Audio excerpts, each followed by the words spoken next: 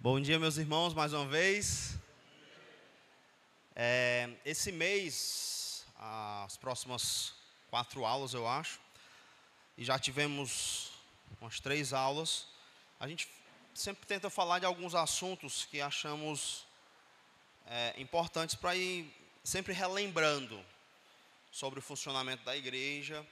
Então, a gente já aprendeu sobre a filosofia do ministério que a gente tem aplicado na igreja. Aprendemos sobre disciplina bíblica e aprendemos sobre as responsabilidades dos membros. E hoje eu quero falar um pouco sobre o ministério pastoral, tá certo? É um assunto extremamente importante para você como membro, saber quais são as responsabilidades do pastor, como o membro deve se comportar em relação ao pastor, quais são os direitos do pastor.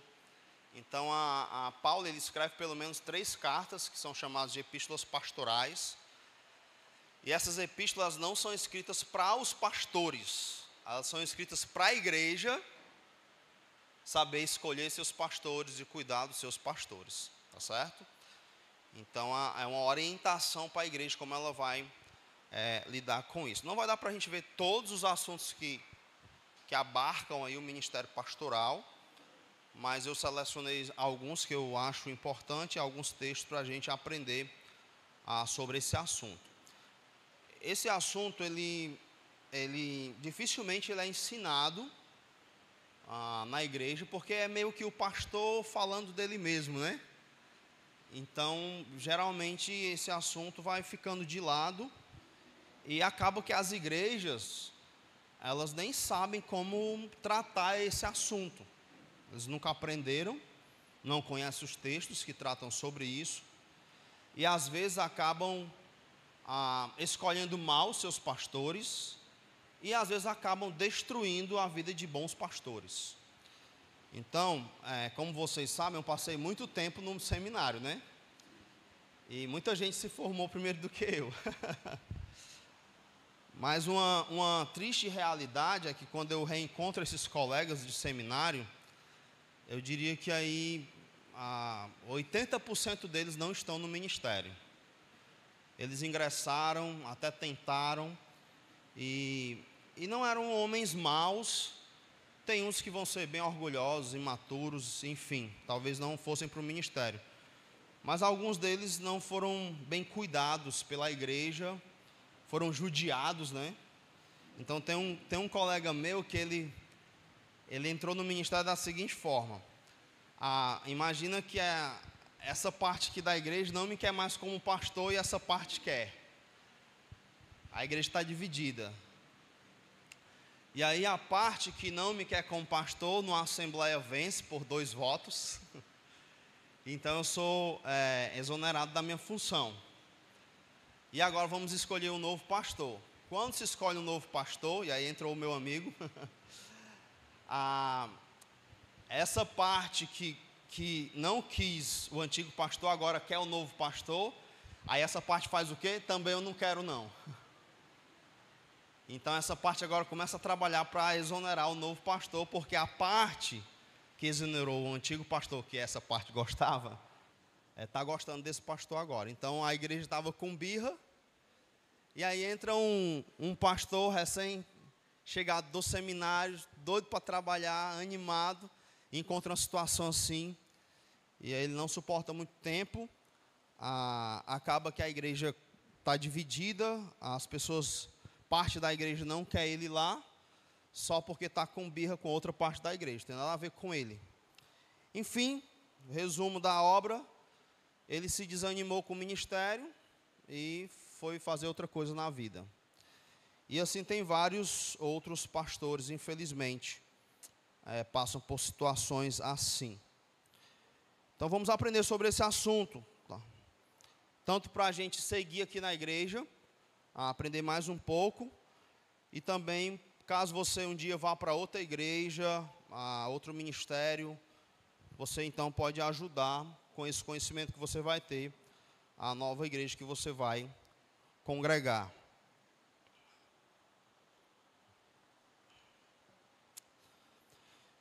Então, ministério pastoral, vamos ver se está passando. Tá, ótimo. Vamos orar. Senhor, nos ajuda a compreender esse assunto, a pôr em prática, Deus, aquilo que vamos aprender. E, em especial, queremos colocar diante do teu altar a vida de muitos pastores, muitos vocacionados, que o Senhor possa ajudá-los nessa caminhada, fortalecê-los, animá-los, que o Senhor dê sabedoria do alto, dê força para eles lutarem contra os seus pecados e assim continuarem te servindo no sagrado ministério. Peço também pelas igrejas, ó Deus, espalhadas no mundo, que o Senhor possa levantar homens e mulheres que compreendam esse assunto e cuidem bem dos seus pastores. É no nome de Cristo que eu te oro. Amém. Ok. Então vamos lá, por parte. Como que acontece primeiro o chamado pastoral? Como é que tudo se inicia ali? Primeiro ele é chamado por Deus, tá certo? Então abra sua Bíblia aí em 1 Timóteo capítulo 3, verso 1. 1 Timóteo 3, verso 1.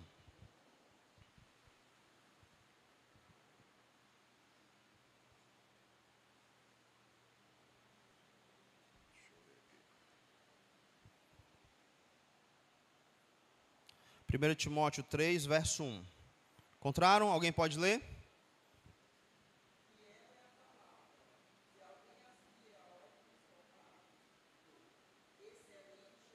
Saiu?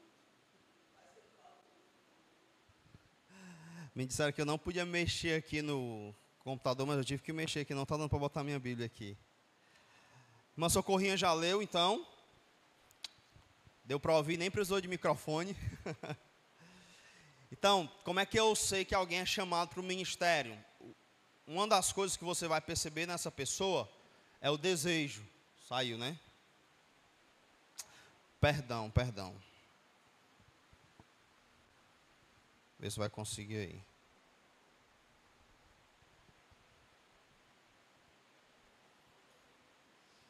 Foi?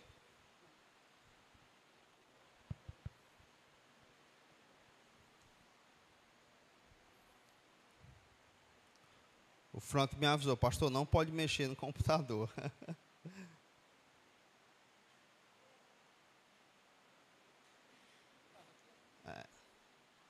Deu certo? Pronto, agora eu não vou mais mexer de jeito nenhum. Então, a primeira coisa que nós vamos perceber no vocacionado por Deus é esse desejo.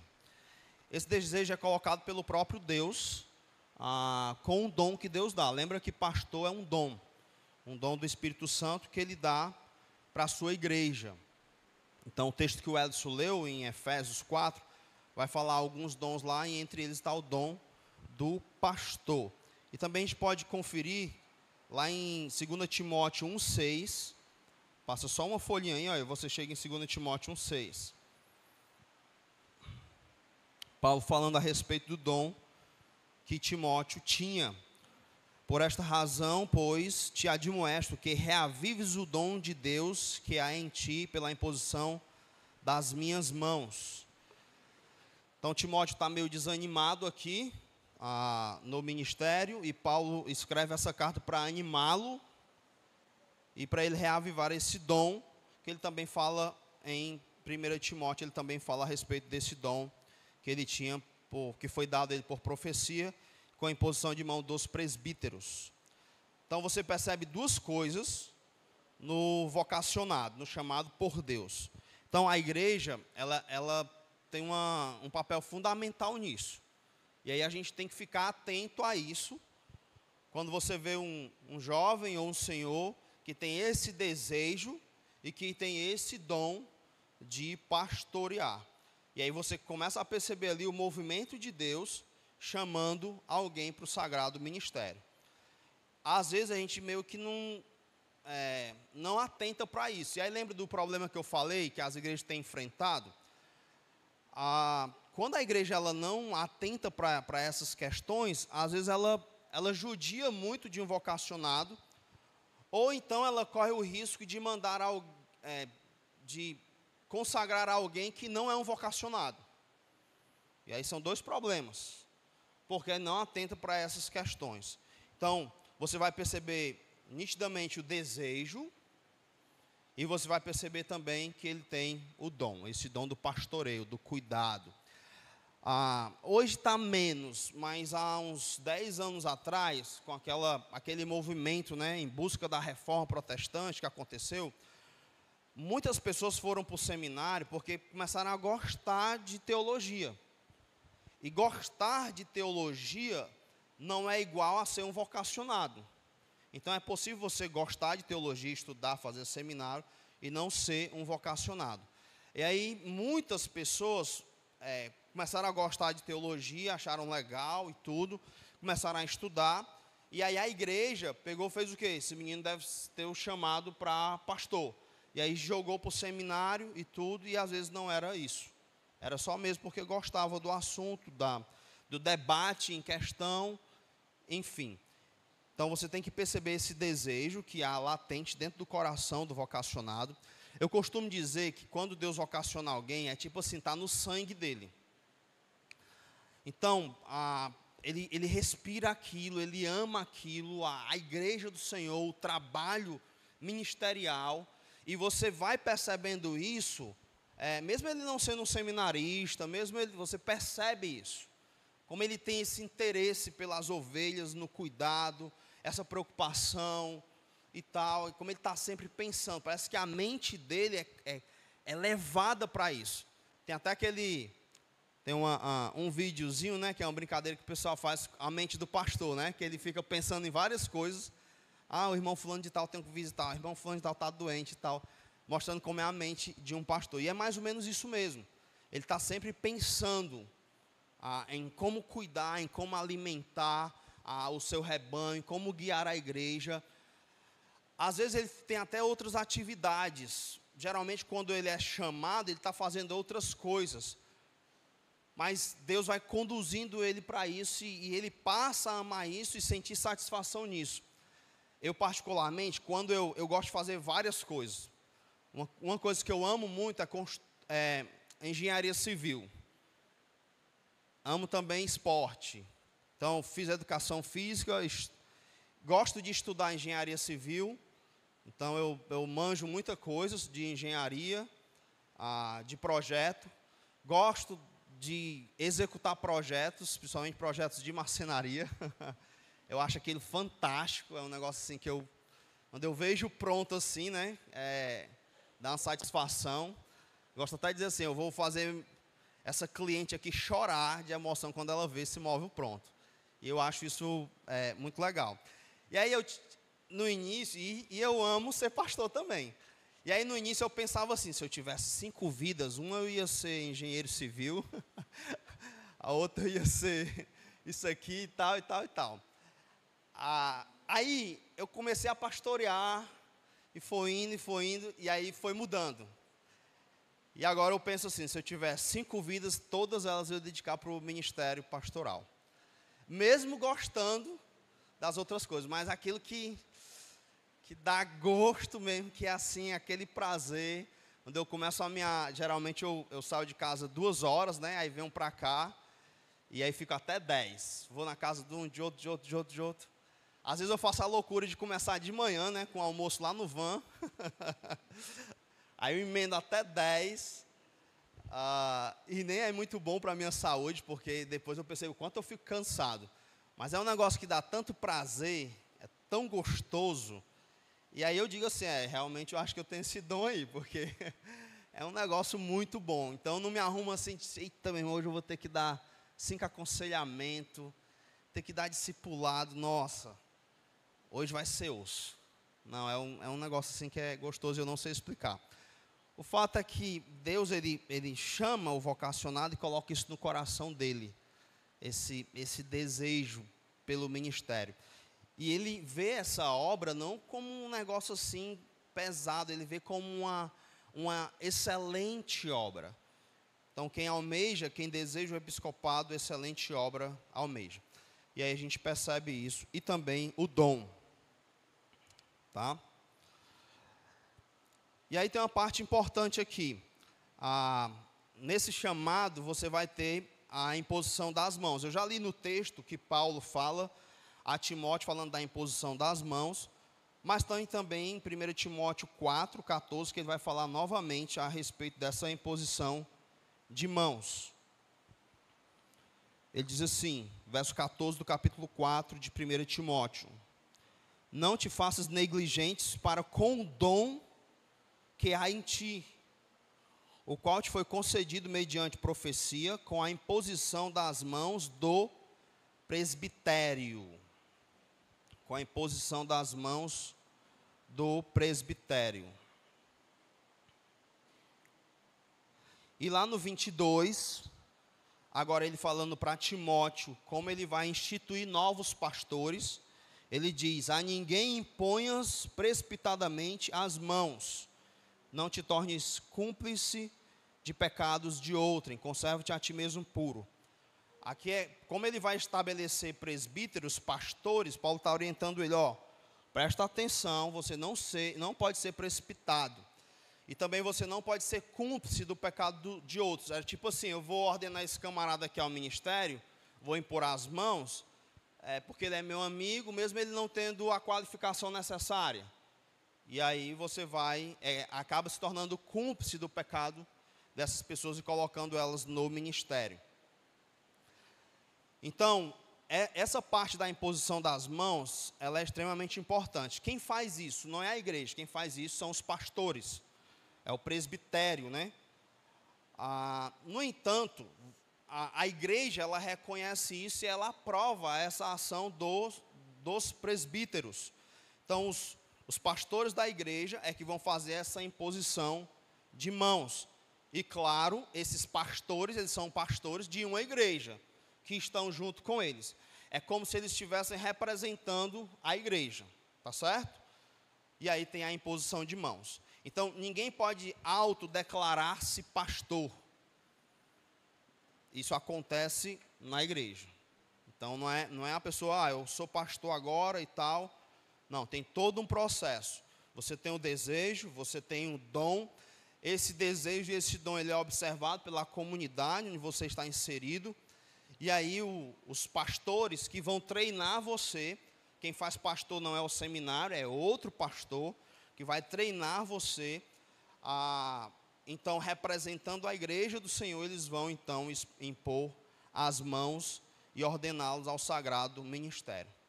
Então, se esse processo aqui ele é observado e ele é levado a sério, vocês vão concordar comigo que talvez no Brasil ia diminuir aí 70% dos pastores, né, que se dizem pastores, e não ia ter essa bagunça toda e esse desserviço que muitas igrejas fazem à igreja do Senhor. E aí também trazem uma má fama para os pastores, porque qualquer um se torna pastor, o negócio é bagunçado.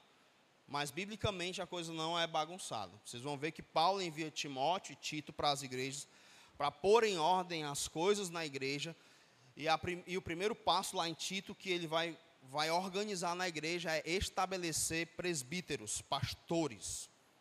É assim que a igreja do Senhor funciona.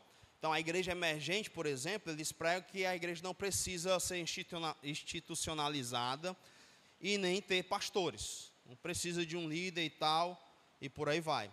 Completamente antibíblico. Uma vez eu estava discutindo com alguém que faz parte de uma igreja assim, mas não, nós somos como a igreja... Foi só o copo, viu, que eu peguei. Aí soltou aqui. Mas tudo bem. Vocês podem colocar direto daí aqui, para não ficar... E aí ele disse o seguinte: nós somos como a igreja primitiva. A gente não tem pastor. Aí eu disse, como assim a igreja primitiva? Nós voltamos, a gente quer copiar lá a primeira igreja. Aí eu disse, poxa, está tudo errado aí, porque na primeira igreja, o que ele resolvia logo eram os pastores. Eu fico imaginando, como isso era um processo rápido, porque Paulo, ele passava pouco tempo, às vezes, na igreja. E aí, ele envia Tito e diz assim, ó, estabelece presbíteros lá. Nós vamos ver um texto ainda que ele vai dizer que eles vão de cidade em cidade, estabelecendo presbíteros. Então, é um processo rápido. O controle. Só desligar aí, né? Pronto. Então, vamos lá. Para ver se vocês estão pegando aí. Como é que acontece o chamado pastoral? Você deve observar o desejo, ok? O dom, certo? E aí claro que você vai ter também, não vai dar tempo para falar, você vai ter que observar as qualificações, 1 Timóteo 3, Tito 1, se ele tem os pré-requisitos lá, que a gente já estudou, e você, então, conclui com a imposição de mãos, consagrando essa pessoa ao ministério sagrado. Só para título de curiosidade, para a gente não perder o fio da meada aqui, quais são as qualificações de um pastor? Lá, vocês. Pode ir dizendo a que vocês lembram. Marido de uma só mulher. O que mais? Não dado ao vinho. Irrepreensível. O que mais? Manejar bem a palavra. Ele tem que saber ensinar. Porque o manejar, ele fala para o obreiro, né? É uma referência a ele, mas aí ele tem que ter o dom de ensino. Então, o pastor tem que saber ensinar. Então, imagina que eu tenho o desejo, né? Aí você acha que eu tenho o dom, mas eu não sei ensinar. Aí, como é que eu vou alimentar o rebanho? Então, tem que saber ensinar. Só abrindo um parênteses aqui. Cuidado, para às vezes a igreja vai julgar. O camarada só sabe ensinar e pregar se ele pregar igual o John Piper. Se ele ensinar igual o Agostinho Nicodemos, aí ele tem um dom. Não. Cada um tem um estilo, um jeito de pregar, de ensinar. A questão é se ele consegue transmitir os ensinos da palavra e deixar claro. Tá certo? Então, cada um tem estilo. Se você vê o John Piper pregando, é completamente diferente do Agostinho Nicodemos, que é diferente do Paul Walsh. E por aí vai. Mas são pastores e mestres. O que mais? Governar bem a casa. Ele não pode ter má fama, né? Dos de fora. Rapaz, esse pastor aí é caloteiro. Compra e não paga. Aí não dá. O que mais? Ser um homem piedoso. Acho que o piedoso abrange tudo isso, né? Estou pensando mais em 1 Timóteo 3 ou Tito 1. Não insubordinado. Eu vou falar mais na frente sobre essa questão da subordinação, é muito importante. O que mais? Hospitaleiro. Ok. Alguém mais? Não pode ser iracundo, né? Não violento. Ainda o pastor que bate na mulher? Tem que estar preso, né? Não pode ser violento. Não pode ser aquele cara que gosta de briga. É cheio de rixa com os irmãos. Como é que vai pastorear, né? Tá cheio de briga aí, por aí vai. Ele tem que ser moderado. Essa questão do moderado ou cordato, que aparece lá, eu gosto dela. A ideia, já expliquei para vocês, vou explicar de novo. A ideia é que a linha do pecado é bem aqui, ó. Então, o pastor, ele não deve ficar vivendo aqui, ó. Dizendo, eu não estou pecando. Estou no limite. Porque ele já vai levantando suspeitas, concorda? Eu não estou pecando. E a ideia dessa moderação é que ele cria uma linha bem aqui para ele, para não chegar lá. Ele tipo se protege. Entendeu? Então você vai perceber essa sabedoria no pastor. Imagina um pastor que, toma uma cervejinha, mas não estou me embriagando. Ele está correndo o risco de se embriagar? Não é? Eu estou fumando um charuto e tal, mas eu não sou viciado. A própria sociedade vai olhar isso, tem alguma coisa estranha ali, e por aí vai. Então, ele tem essa sabedoria de se proteger e de evitar esses danos. Então, desejo, dom, qualificação, imposição de mãos. Observa isso aí, tá certo? Nós temos que orar para que Deus chame pessoas para o ministério, lembra? Rogue ao Senhor da seara que mande mais trabalhadores. Então, é uma oração que a igreja está sempre fazendo, para que Deus levante mais trabalhadores para a sua seara, mais homens de Deus para pastorear e cuidar do povo de Deus. E aí lembra também que ele é constituído por Deus. Atos, capítulo 20, abre lá comigo.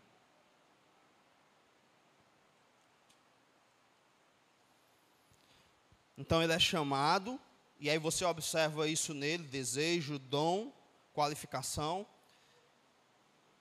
E aí o próprio Deus participa desse processo e ele é, então, constituído por Deus. Aqui é Paulo falando aos presbíteros de Éfeso, aos pastores de Éfeso, ele os chama para uma reunião. E diz assim no verso 28 do capítulo 20 de Atos: atendei, é uma ordem, por vós, cuidem de vocês mesmos, e por todo o rebanho sobre o qual o Espírito Santo vos constituiu bispos, para pastoreardes a igreja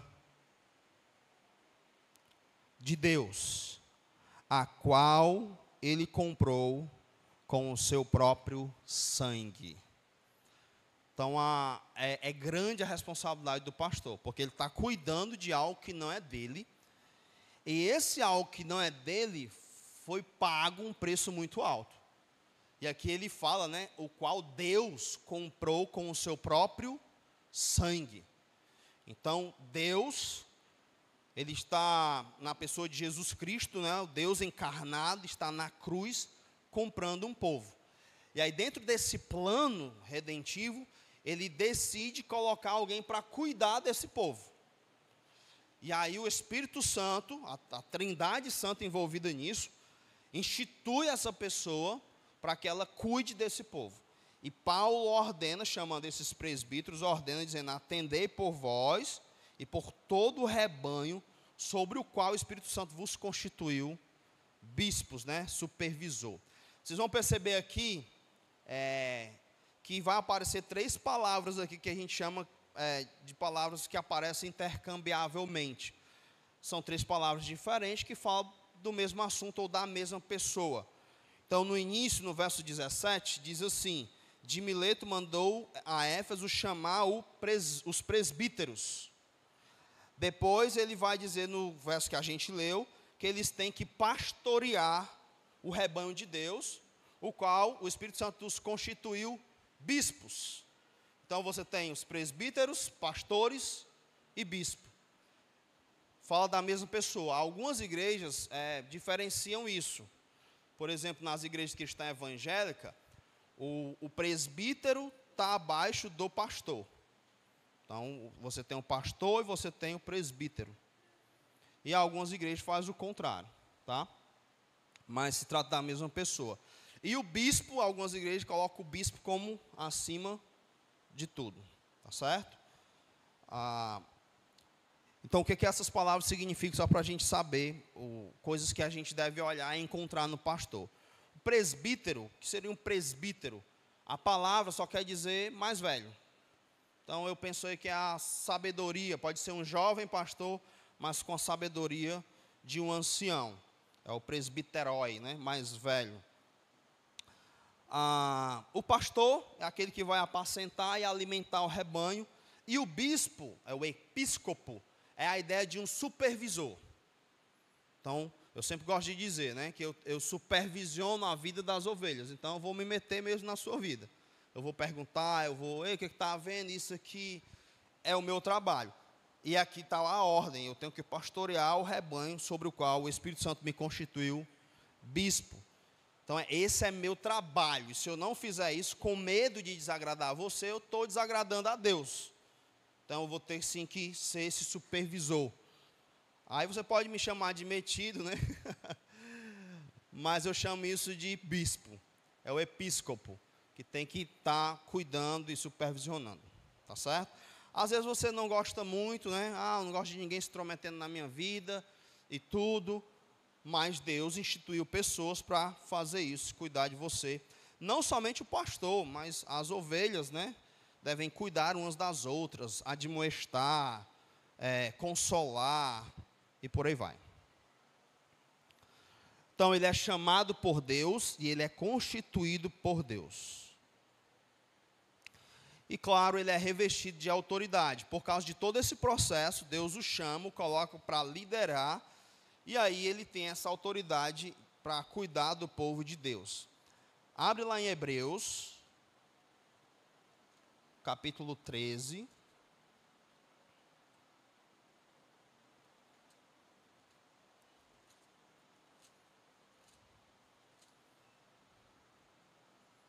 Hebreus 13.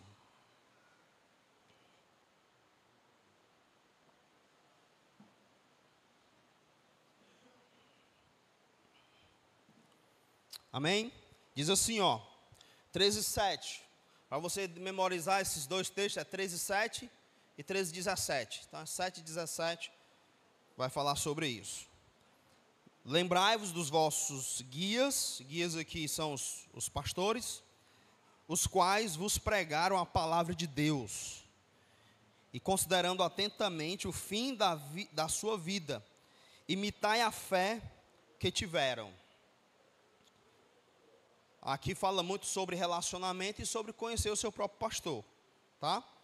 E imitar a fé. Se ele não é imitável, ele não deve ser pastor. 17. Obedecei aos vossos guias e sede submissos para com eles, pois velam por vossa alma, como quem deve prestar contas, para que façam isso com alegria e não gemendo, porque isto não aproveita a vós outros. Interessante, né? Eu particularmente, esse é um texto que me deixa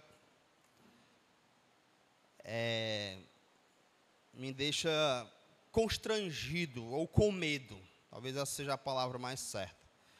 Porque eu acho muita responsabilidade. Você vai ter que prestar conta dessas almas, e essas almas devem lhe prestar obediência. E aí, tem pastor que gosta disso para poder mandar na vida dos outros, né? Tem um texto de Pedro que diz, você não pode cuidar do povo de Deus como se fosse seu. Você não é dono deles. Então, tem pastor que gosta de... Todo mundo tem que obedecer ele e tal, o xerife. Eu já tenho muito medo disso, não é? Mas está aqui no texto. Então, se você vem me pedir um conselho, dizer, pastor, eu estou num assunto aqui moralmente neutro, eu faço isso, não faço e tal, eu vou dizer, pai, vá por aqui e tal. E aí você vai obedecer ou não. E aí já é responsabilidade sua, a ordem aqui é para você, de ter essa obediência aos seus pastores. E isso vai nos ajudar muito na nossa caminhada. Então, meus amados irmãos, façam um bom uso disso. Muitos irmãos aproveitam isso. E quando vão tomar decisões, às vezes até de comprar uma casa, um carro, e aí pede minha opinião, pede meu conselho e tal. E eu também faço isso, né? Pergunto, às vezes, não só para os pastores, mas pergunto para pessoas mais experientes do que eu. O que tu acha disso aqui e tal? Então, já fui livre de entrar em muitos problemas por causa de um conselho. Então, eu vou lá, o que tu acha disso? Às vezes eu não estou enxergando direito. E aí eu pergunto a alguém, a pessoa, às vezes nem tem o conhecimento teológico que eu tenho, mas tem a experiência empírica maior do que a minha. E consegue enxergar melhor a vida, como as coisas funcionam. E Deus usa essas pessoas para me ajudar. Então, façam bom uso dos pastores que vocês têm aqui, e de irmãos experimentados, para pedir conselho e seguir os conselhos. Que às vezes você já vem decidido, você só quer um apoio. Às vezes eu entro muito embaixo, né? Eu digo, olha, eu acho que é isso aqui. Aí a pessoa, não, mas tem que ser isso aqui. Não, tudo bem. Aí você faz o que quiser com a minha opinião, com o meu conselho. Eu acho que é por aqui. Aí a pessoa, não, mas eu queria que fosse por aqui. Não, aí já é outra história. Tá certo? Então façam bom uso disso e pensem sobre isso também. Então, eu nunca levantei essa questão, você tem que me obedecer e tal. Como eu falei, eu não me sinto tão confortável nisso. E é muita responsabilidade. Já vi casos de irmãos que eles vieram me pedir um conselho, né? Eu dei o conselho. Aí disse, pastor, quando eu saí de casa, eu orei assim, o que o pastor disser eu vou fazer. Eu disse, por que tu não me disse isso antes? Que eu tinha pensado melhor para te aconselhar. Mas a gente tem que sempre pensar bem antes de aconselhar. Às vezes eu peço um tempo para orar e tal, e por aí vai. Então, mas está aqui a ordem para as ovelhas. E aqui, essa obediência, ela vai estar linkada aqui com o fato de fazer o pastor sofrer. Porque às vezes você vai ter ovelhas rebeldes, né? Que não vão ouvir o pastor, que vão, às vezes, tentar fazer um grupo na igreja contra o pastor, porque o pastor não concorda com a opinião dela e tal. Isso aqui eu estou falando de assuntos moralmente neutros, tá? Então, o que está claro nas escrituras, não tem o que discutir, não. É isso aqui, pronto, o pastor pode estar errado, a ovelha pode estar errada, as escrituras são autoridade. Então, em questões neutras, às vezes você tem que seguir o conselho e obedecer o seu pastor. E às vezes a pessoa não vai gostar disso. E às vezes também o pastor ele é imaturo. Então, um jovem vai começar a namorar. Aí chega o pastor diz, não comece não, acho que não é a hora e tal, então não case. Aí o jovem vai, cara, a pessoa não está pecando, não está fazendo nada de errado, está namorando com um cristão, na igreja e tal. Só que na opinião do pastor, ele acha que ele deve esperar mais, certo? E a pessoa faz isso. Aí o pastor é imaturo, fica com raiva, porque não seguiu o conselho dele, e agora fica torcendo para dar errado. Que é para a ovelha vir, pastor, deu errado, quebrei a cara, o senhor não disse. Aí um homem desse não tem piedade. Então, mesmo quando as minhas ovelhas não seguem o meu conselho, eu oro e continuo aconselhando para que dê certo. Tá certo? Mas lembra disso. O pastor ele é instituído dessa autoridade, é o próprio Deus que dá, a palavra ordena que deve haver essa obediência ao pastor. Então façam bom uso disso, do conselho, do que o pastor diz. Ele que vai prestar contas, né, para que ele não faça isso gemendo, na dor, angustiado e por aí vai. Então é muito ruim quando... vocês não têm ideia, falar aqui um pouco de quem está do lado de cá, né? Você não tem ideia de como a vida do pastor é uma mistura de emoções. É um negócio muito complexo, assim. Às vezes você se programa assim, vou ter uma tarde de descanso. E aí você está lá e o telefone toca. Aí diz, pastor,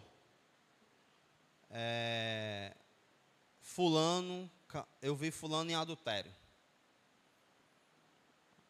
Aí você consegue dormir depois disso? Consegue não. Aí você fica, como é que eu vou resolver isso agora? Eu gosto de me imaginar assim, né? Eu estou numa luta de boxe, aí quando vem a notícia eu levo um soco, pá. Aí às vezes, teve uma vez que eu ia para tratar a questão de um divórcio, aí o telefone toca, era um irmão que estava envolvido com agiotagem e que estava sendo ameaçado. Aí foi 2 socos na mesma hora, pá e pá. E aí eu entro naquela conversa já tonto. E aí eu gosto de fazer assim, eu tento recobrar a consciência e pensar assim, o que Deus manda eu fazer. E aí eu tento não ser emocional, porque se eu for emocional, o que Deus manda eu fazer? Aí eu vou fazer. Eu vou fazer, custe custar. Mas aí, olha essa emoção. Às vezes eu tenho que sair tem um aniversário, e tem um irmão que está sofrendo muito. E eu tenho que participar dos dois. E é esse jogo de emoção. Aí você fica sabendo que o irmão fulano de tal brigou com outro irmão, que um casamento está se desfazendo. Aí geralmente você larga tudo. Uma vez eu separei um sábado à tarde, aí quando a mulher liga, pastor, o meu marido está querendo ir matar o namorado da nossa filha. Aí eu disse, Raquel, tem que ficar aí, eu vou ter que ir ali. Ela disse, por favor, venha cá agora. Ele está aqui transtornado, o senhor precisa vir aqui. E aí você larga tudo e vai ter que ir lá para ajudar.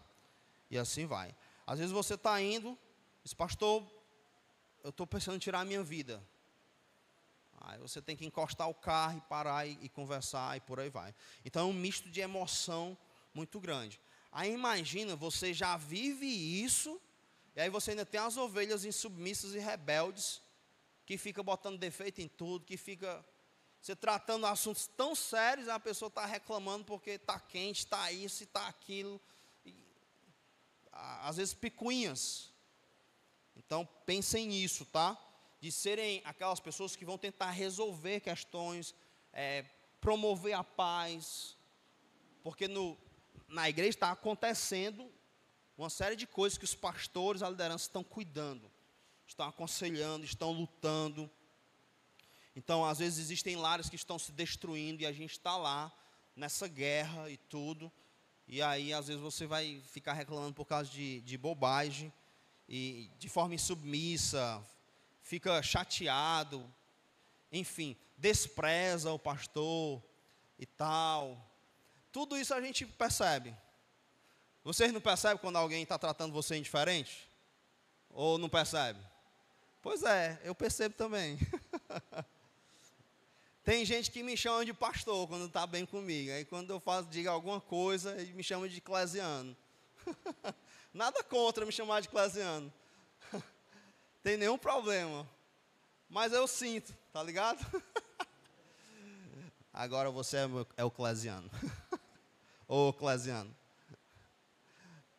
Ou então assim, pastor, faça isso não. Isso aqui acontece mais lá em casa, a Ruth e a Raquel. Pastor. E a minha mãe dizia, né? Pastorzinho. Se eu pisar na bola, o pessoal me chama de pastor para corrigir, né? E por aí vai. Enfim, mas tentem pensar nisso para que os pastores não vivam o ministério gemendo. Irmãos, o Senhor tem me dado o privilégio de ajudar muitos jovens pastores. E como as igrejas têm feito eles sofrerem. Eu sei que tem os pecados deles também, mas, sabe, eles são situações que eles ficam, se eu resolver isso aqui, se eu der de frente com esse pecado aqui na vida desse irmão, como é que vai ser e tal, enfim, muito cuidado com isso. O conselho que eu dou para as minhas ovelhas, para a gente viver sempre em paz, como a gente tem vivido até hoje, é assim, ó, é o que as escrituras dizem. Então, se eu estiver errado, está aqui, pastor, está errado. O que eu tenho que fazer é baixar a crista, me arrepender e ponto. Está aqui nas escrituras. Agora tem que estar nas escrituras, não é porque você acha ou porque eu acho. Não, está aqui, está nas escrituras. É isso aqui que a gente vai fazer. E aí a gente vai caminhando e se resolvendo.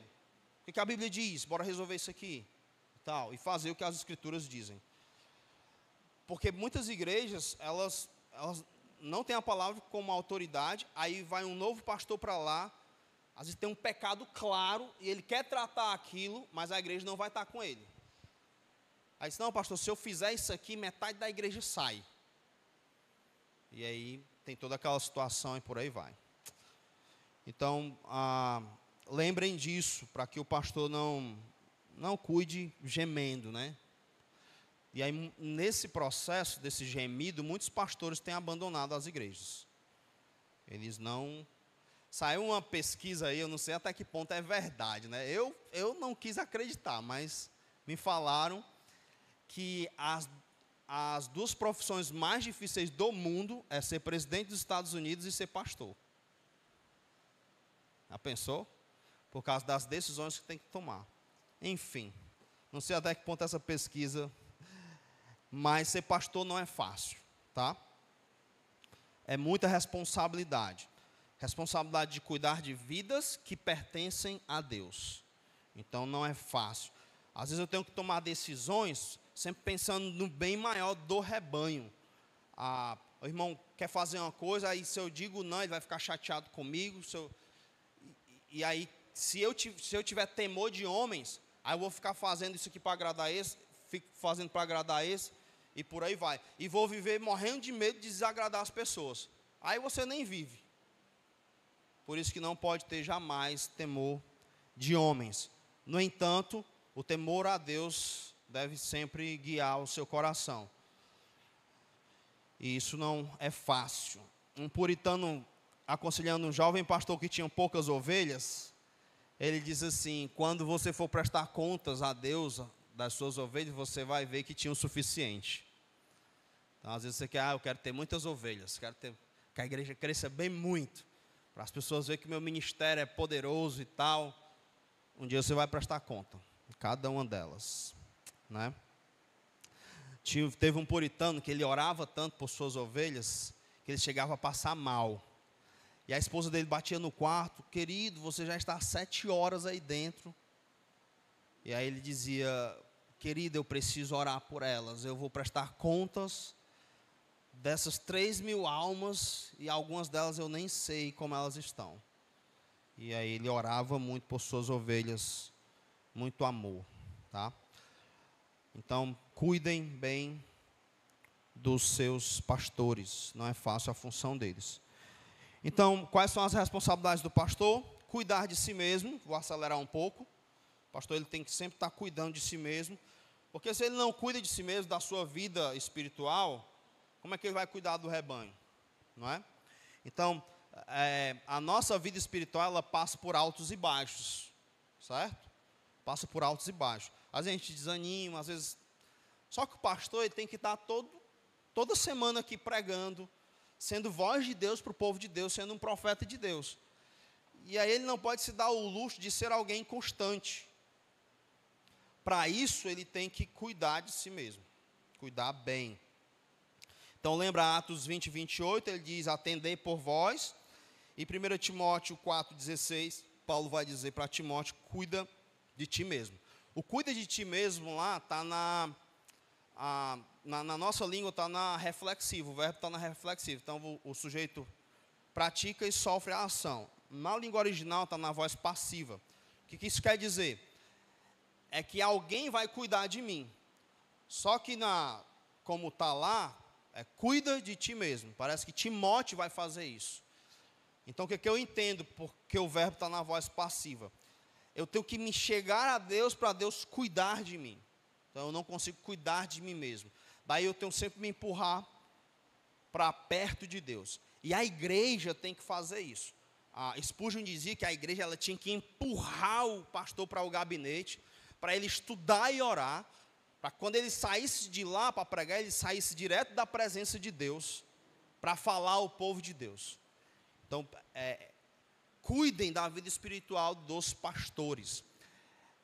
Alguns desses pastores que eu tenho acompanhado, que estão em crise, eles nem sequer fazem seus devocionais. Já pensou nisso? Eles não conseguem ler um capítulo da Bíblia e meditar nisso. Como é que está a vida espiritual desse camarada? Para cuidar do rebanho. Aí ele estuda para pregar, né? Ali, antes da pregação, ele dá aquela lidazinha e tudo, de desânimo que ele se encontra. E a igreja às vezes nem sabe disso, nem atenta para isso. Então, cuidem da vida espiritual dos seus pastores. Se eles estão orando, se eles estão lendo as escrituras, como é que está a vida devocional, se ele tem algum pedido de oração, conversem com eles sobre essas questões, ajudem-os a crescer, porque eles também são carne, eles pecam, eles desanimam e por aí vai. Ele deve cuidar da família. Lembra que é tipo assim, ó, eu vejo a família como esse porto seguro.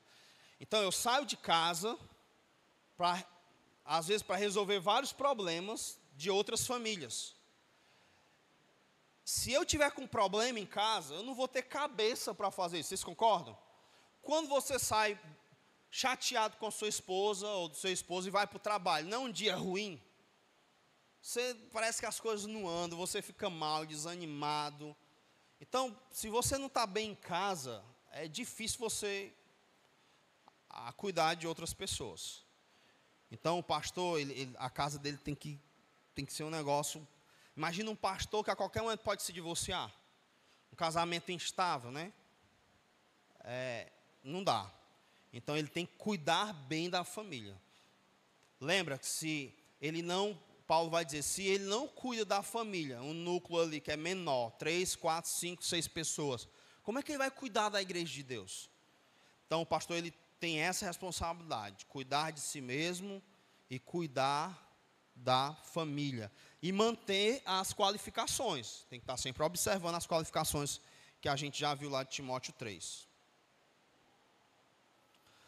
Cuidar do rebanho, tá certo?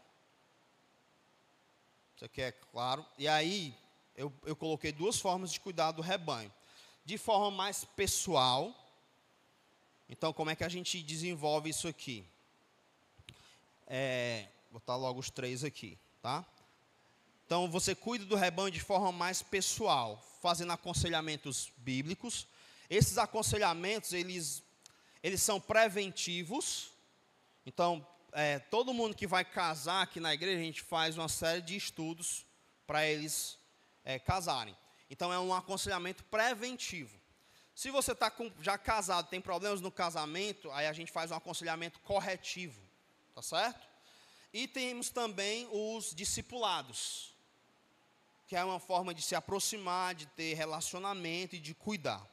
E isso, claro, os pastores fazem juntos com conselheiros e discipuladores. De forma pessoal também, ele vai supervisionar a vida. Então, Provérbios 27, 23 diz, procura saber o estado de tuas ovelhas. Então, você está sempre tentando perguntar. Uma coisa, quando a igreja vai crescendo, é isso que me assusta, né? A gente começar a deixar escapar algumas ovelhas, não cuidar delas de forma mais próxima. Por isso, peço a ajuda de vocês.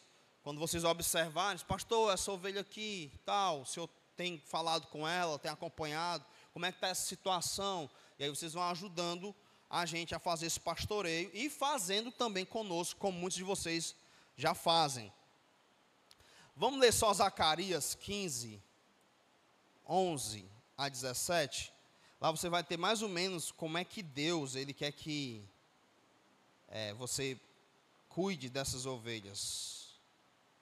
Zacarias. São 2 textos, Zacarias e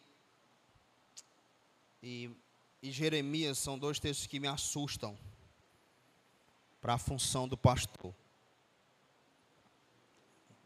Aqui, claro, uma referência aos sacerdotes, né, que cuidavam do povo, que se aplica a nós tranquilamente, tá? Zacarias 11, 15. O Senhor me disse, toma ainda os petrechos de um pastor insensato. Aí aqui o legal é que você vai ver o perfil do insensato, aí é só você fazer o contrário, que você é um pastor sensato. Porque eis que suscitarei um pastor na terra, o qual não cuidará Toma ainda os pretextos de um pastor insensato. Porque eis que suscitarei um pastor na terra, o qual não cuidará das que estão perecendo. Olha aí. Não buscará a desgarrada, não curará a que foi ferida, nem apacentará a sã, mas comerá a carne das gordas e lhes arrancará até as unhas. Ai do pastor inútil que abandona o rebanho, a espada lhe cairá sobre o braço e sobre o olho direito. O braço completamente se lhe secará e o olho direito de todo se escurecerá. Então, um texto bem forte aí para os pastores, né? Preste atenção no serviço, porque senão você vai ficar sem braço e sem olho. Desses aqui, às vezes, o que eu falho, eu acredito que eu falho nisso, é apacentar a sã. Porque a ovelha que está de boas, você, não, essa daí está bem, eu não preciso me preocupar com ela. Só que ainda assim eu tenho que apacentá-la. Porque geralmente a que está com problema, a gente corre lá para... Mas a que está boa, é tranquilo. E os pastores, eles começam errando em casa. De não cuidar da esposa e dos filhos que geralmente estão caminhando bem. E aí você concentra mais em cuidar das ovelhas doentes. Mas tem que cuidar de todos, tá certo? Visitar, isso aqui é importante. A questão da visita, pastor, o senhor nunca me visitou e tal, e tal, e tal. Essa ideia da visita, ela é importante. Eu comprei até um livro sobre visita pastoral. No entanto, esse não é o, digamos, não é o trabalho do pastor. Porque você imagina, o pastor ter que visitar todo mundo, como é que ele vai fazer isso?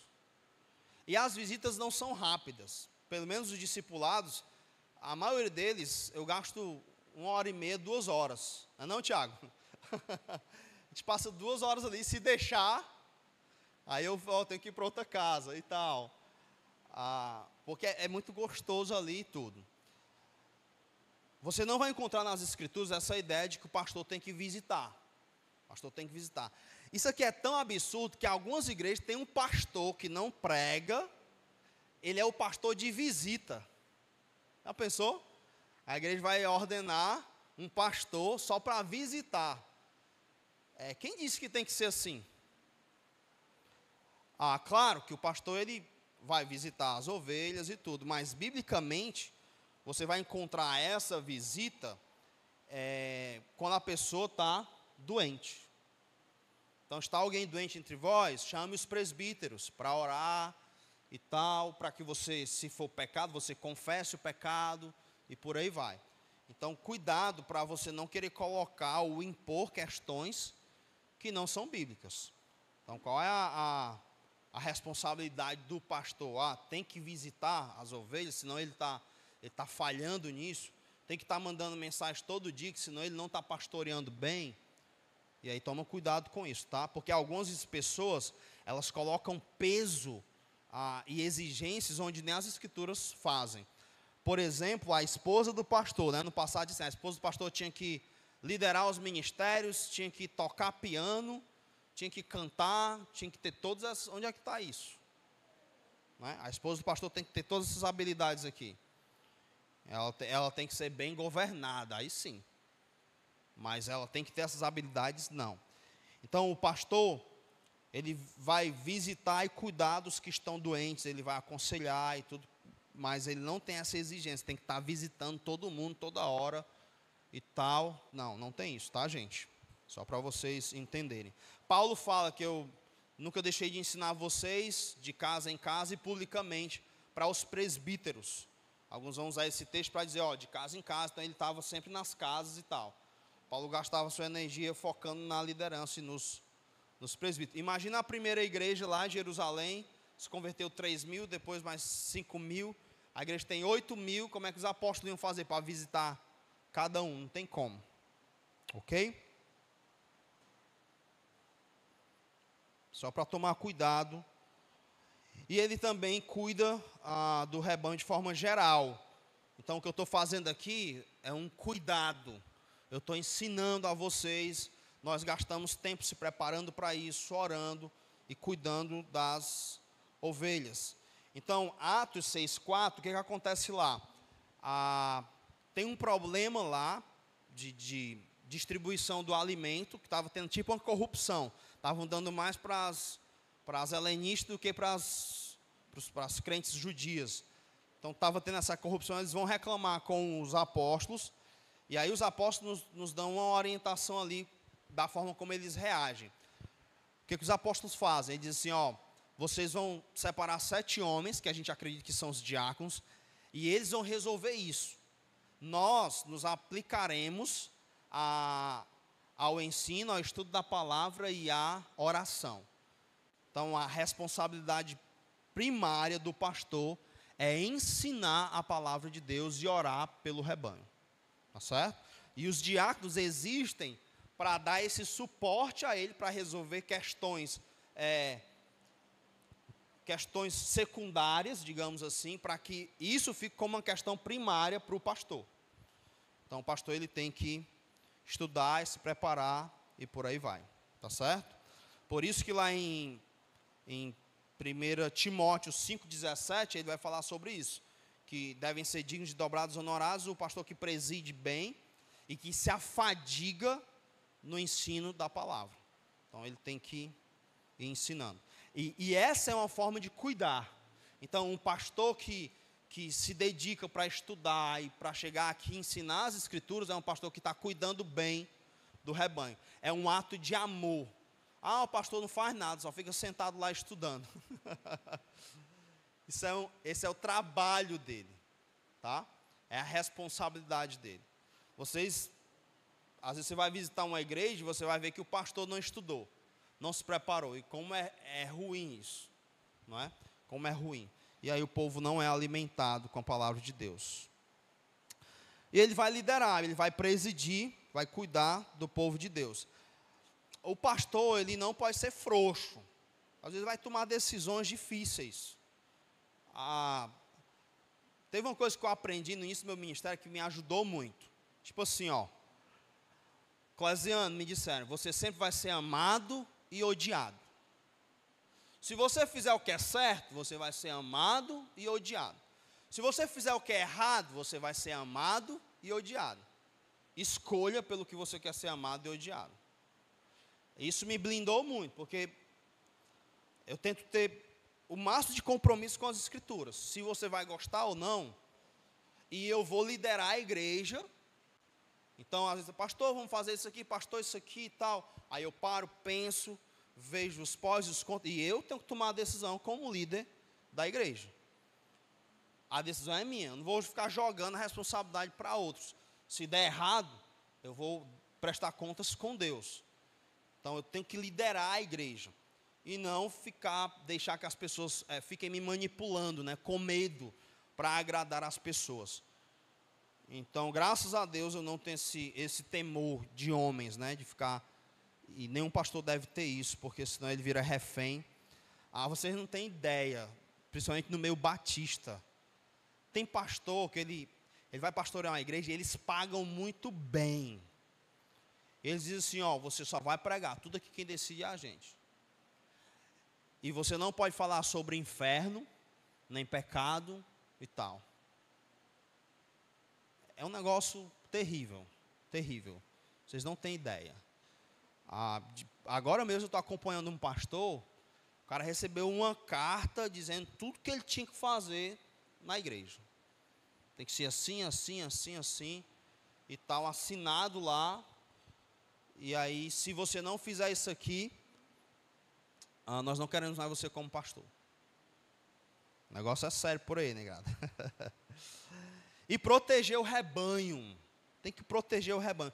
Graças a Deus, ainda não surgiu um falso mestre aqui.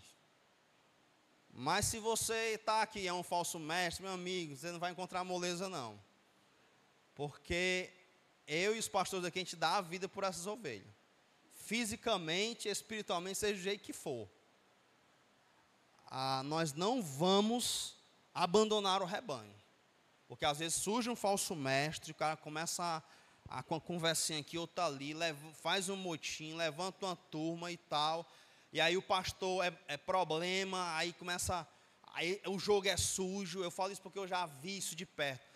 Ficam falando mal da família do pastor e tal, aí o pastor vai para ter paz, não quero mais sair para a minha vida não, eu quero é paz. Aí, irmão, tá aí, estou saindo, fica aí com o pastor Vladimir, o pastor Sandro, eles vão resolver tudo aí, estou fora. Paulo não faz isso, Paulo é acusado de tudo sem imaginar, ele não abandona. E o que o falso mestre quer é isso, Aí que você vai embora, pronto. E deixa lá o rebanho para trás. E aí a igreja tem que ter essa maturidade também. Para a gente proteger a igreja do Senhor. Tantas vidas em jogo e às vezes o falso mestre. Então, meus irmãos, é um trabalho árduo. Não é um trabalho... trabalho árduo, quando eu falo, não é só uma questão emocional. Não. É trabalho duro mesmo. Então, aqui na igreja a gente cobra assim, né? Principalmente não do pastor Vladimir, que tem biocupação. Ele não é um bivocacionado, é um biocupado. Mas o pastor Sandro, o missionário Leandro e tudo, a nossa conversa é: dedique 8 horas do seu dia para o ministério. Folgue na segunda e dedique 8 dias. E aí, vez por outra, eles me mandam como é que é o dia a dia deles. E é trabalho duro. Às vezes eu digo assim, né, para alguém que está no interior, vou aconselhar, mas tem quantas pessoas aí? Tem 20. Eu disse, cara, discipula todo mundo. Aí, tu é doido, dá não. Dá. Agora, se não trabalhar, meu amigo, se você... Amanhã, essa terça-feira, eu sou pastor, amanhã, essa terça-feira, acordo lá para as 11 horas, almoço. Aí, de tarde, eu vou para a academia, volto. Aí, vou para as redes sociais, né, para responder a caixinha de pergunta. Aí, terminou a terça, não fiz nada. Na quarta, quando é de tarde, eu vou pregar hoje, ó. Aí, Senhor, me ajuda aqui. Aí vem prega, aí na quinta, não visita ninguém, discipula ninguém, não aconselha ninguém. Aí não trabalha. Aí é o que eu digo, eu não acho isso justo. Vocês acham isso justo? Você recebe o salário da igreja para... Então, às vezes, eu faço isso com quem eu aconselho, né? Outros pastores, me manda aí tua agenda.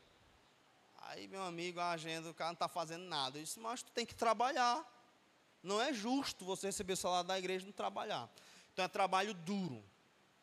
Tem que trabalhar.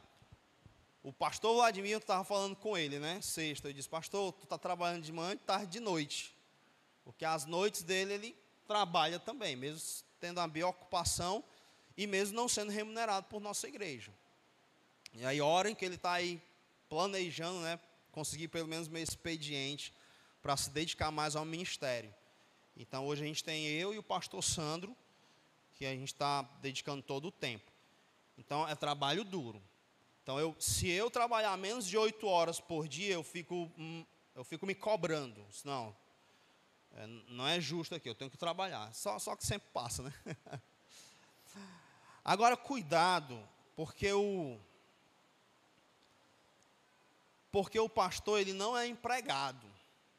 Às vezes, o pessoal... Eu uso 8 horas como meta, tá? Não, tenho que dedicar pelo menos isso aqui. Dedicando isso aqui, eu estou de boas. Então, cuidado também, porque o pastor, ele não é empregado da igreja. O ministério pastoral é um estilo de vida. É que nem férias.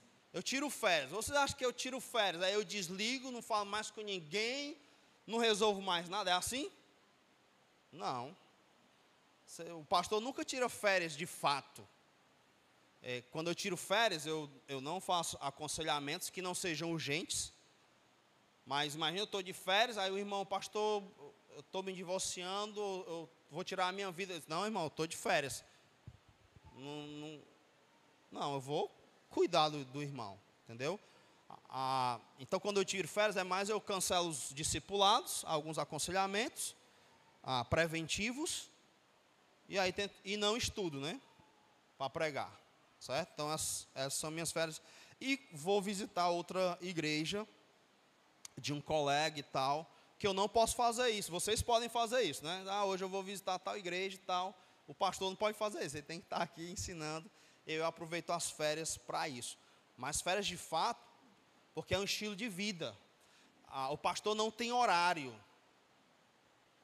Deu 10 horas, aí o irmão me liga e diz, não, já terminou meu expediente.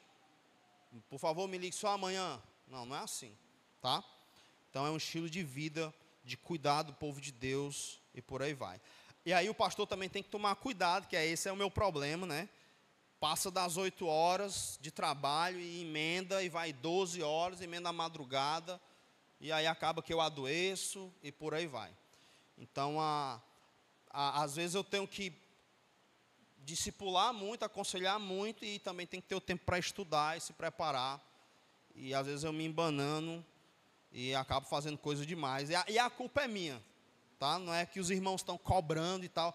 Às vezes eu faço a loucura de começar de manhã e ir até 10 horas da noite, e eu nem preciso fazer isso. Enfim, orem por isso. Só colocar aqui, ele tem que treinar e promover novos pastores. Eu já coloquei isso, tá certo? Aí tem uns textos aí. Esse ponto aqui de treinar e promover novos pastores, os pastores não fazem isso, não se preocupam com isso. Por isso, muitas igrejas não têm mais de um pastor, infelizmente. Então, o pastor ele tem essa obrigação e esse dever de fazer isso. Deixa eu correr. Os direitos do pastor. Tem que ser honrado, a quem honra, honra. Tem que ser respeitado. Abre só lá em 1 Tessalonicenses 5. E tem a questão da submissão lá, que eu já falei. Então, 1 Tessalonicenses 5:12.